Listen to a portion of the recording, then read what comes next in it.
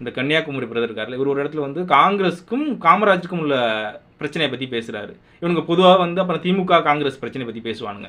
நமக்கு தெரியும். ஏன் இவனுங்க வந்து ஒரு இடத்துல கூட ஆர்எஸ்எஸ்க்கும் காமராஜருக்கும் என்ன நடந்தது இடையில? அத பத்தி ஏன் பேச மாட்றானுங்க? அவர் வூட்ட ஏன் கொளுத்த முயற்சி பண்ணாங்க? அந்த வரலாற ஏன் பேச மாட்றானுவோ? நீங்க வரலாற பேசுற ஆளு தானே? இவன் தான் சொல்லி பேசுறான். அதாவது காங்கிரஸுக்கும் காமராஜருக்கும் உள்ள பிரச்சனை வரலாறு உங்களுக்கு தெரியுமான்னு பேசுறான். முக்குறியில. நீ ஆர்எஸ்எஸ்க்கும் காமராஜருக்கும் என்ன பிரச்சனை? அவர் வீட்டை ஏன் கொளுத்த பார்த்தாங்கங்கிற அரசியல் பேசணுமா பேசக்கூடாதா? அந்த வரலாறை சொல்லணும்னு சேர்த்து ஏன் சொல்ல மாட்ற? இது வந்து அண்ணாமலை வந்து பேசுவாப்ல. எப்படின்னா வந்து காமராஜருக்கும் திமுகவுக்கும் நடந்த பிரச்சனையை பற்றி மட்டுமே பேசுவாப்ல. எப்படிலாம் விமர்சனம் பண்ணியிருக்காங்கல்ல, அதை மட்டுமே பேசுவாப்ல. ஆர்எஸ்எஸ்க்கும் காமராஜருக்கும் என்ன பிரச்சனை, ஏன் வீட்டை கொளுத்த முயற்சி பண்ணாங்கங்கிறத பற்றி பேச மாட்டாப்ல, மறைப்பாப்ல. அண்ணாமலை ஏன் ஆர்எஸ்எஸ்க்கும் காமராஜருக்கும் என்ன பிரச்சனைங்கிறத பற்றி பேச மாட்டாங்கிறது எனக்கு புரியுது. ஏன்னா அவர் ஒரு ஆர்எஸ்எஸ்காரு, அவர் ஒரு பிஜேபிக்காரு, அவர் பேச மாட்டார். அவர் முட்டு தான் கொடுக்க முயற்சி பண்ணுவார், அதை மறைக்க தான் முயற்சி பண்ணுவார். அவர் ஒரு நியாயம் இருக்குது, அது நமக்கு புரியுது. அதே வேலையை ஏன் நாம் தமிழ் கட்சி செய்யுதுன்னு நான் கேட்குறேன்.